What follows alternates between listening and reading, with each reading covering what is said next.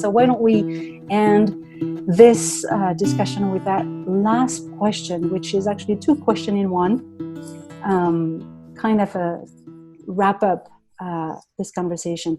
If you had to repeat this experience all over again, is there anything that you would change? Number one. And then since this experience, what changed in your work or in the way that you work? So two questions. If you had to repeat this experience all over again, is there anything that you would change? And since this experience, what changed in your work? John. I wonder how many people listening to this, watching this, will remember Edith Piaf in 1960, who sang the song Je ne regrette rien.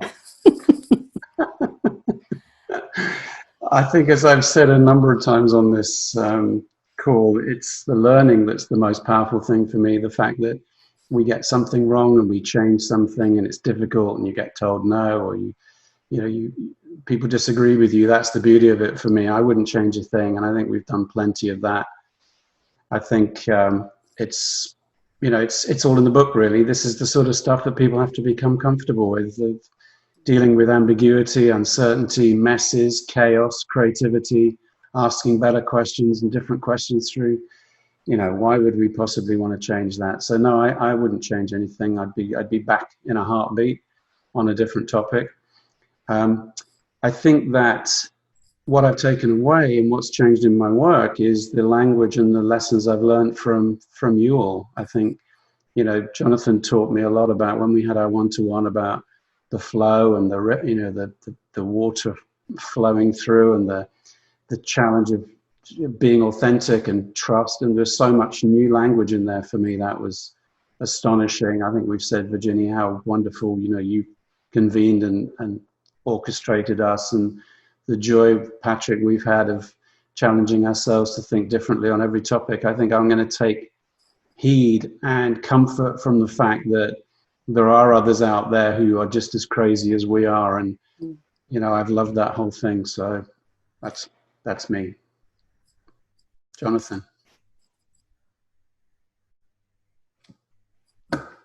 This crazy is incurable. That's the thing.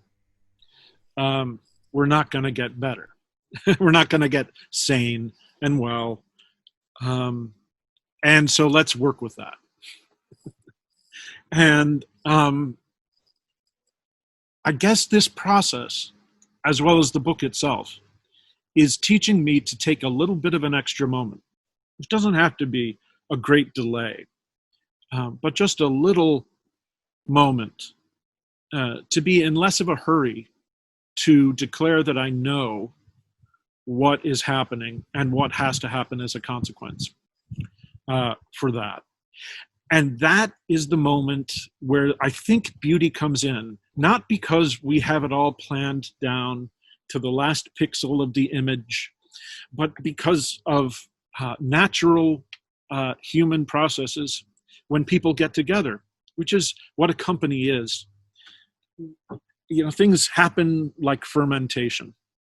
And if you give it a little bit of time, that plain old milk can become something wonderfully cheesy. Or, a great wine can come from grapes that you just let sit out on the table for a little bit too long. And I think that kind of perspective goes back to what Patrick talked about in terms of ecosystems. Ecosystems are not fragile machines. And one of those phrases that we talked about earlier, that the idea that there's so many phrases that we throw away now and they've lost their meaning. Business ecosystems is one of those, but if we really understand what an ecosystem is, then we have to value many different kinds of leadership that are out there. And one of the most important things that a leader can do is to wait and to see how a situation develops, and sometimes to let other people come up with the great ideas. And I think that we've built a beautiful little ecosystem here. And I'm hoping that as people read the book, they're going to become part of that ecosystem and feed into it, because every ecosystem becomes more powerful and more rich the more diverse it becomes. It's not about top-down monocultural control. It's about having a system that takes the energy from one place and shares it around as part of that flow that John was talking about.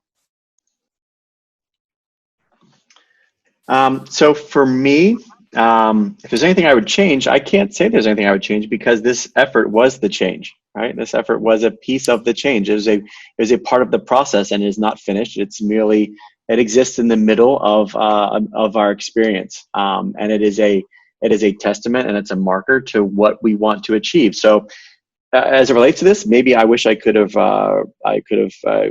written more. Each of us could probably added another 3 or 4 chapters if we wanted to. We always want to contribute more, and that's a good sign that we feel passionate about what we're doing. So there's an endless level of creativity and commitment that go into this idea, which says that it's important that we are trying to change something, and that means we need to change something in ourselves to help influence change around and to other people. So I would not change anything that we really did there. The takeaway for me in terms of how I would treat my work is that you guys exposed me to an idea of a greater social environmental sustainability, which is something that we don't consider in my industry, in federal IT contracting and defense contracting, where people are building weapons and bombs and things of destruction. People's first thought isn't how do I sustain this, either ecologically or even economically or from a leadership perspective.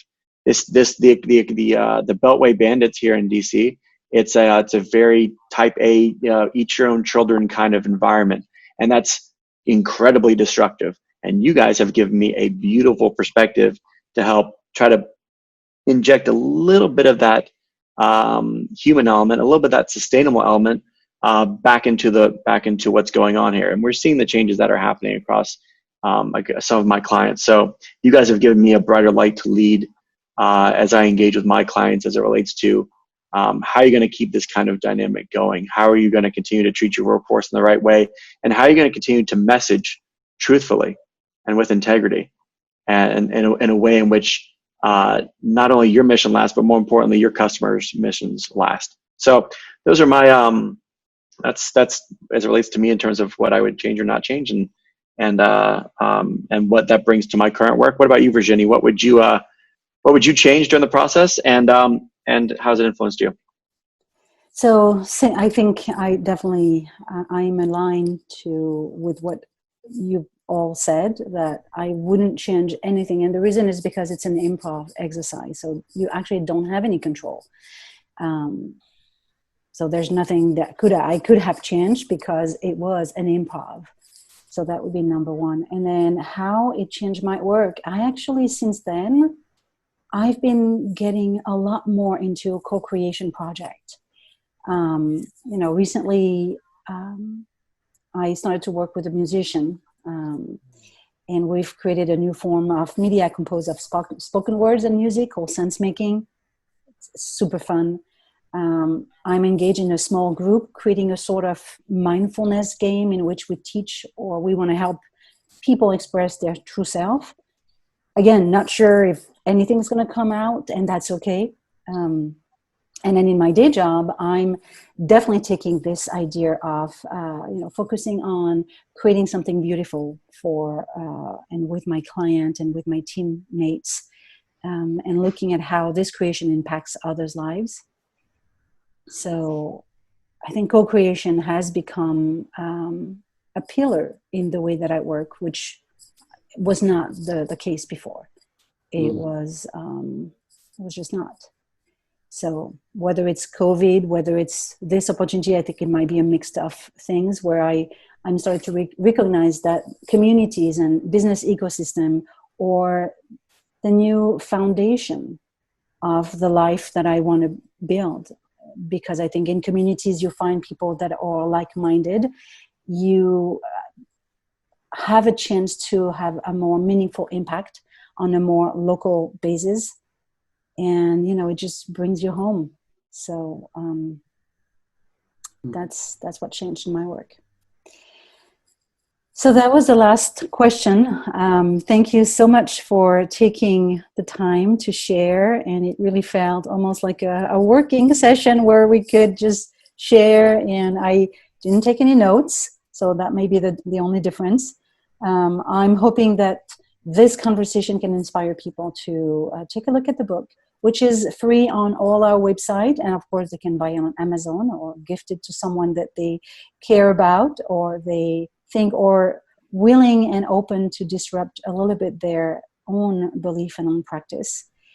And we'll see where that takes us. So thank you very much.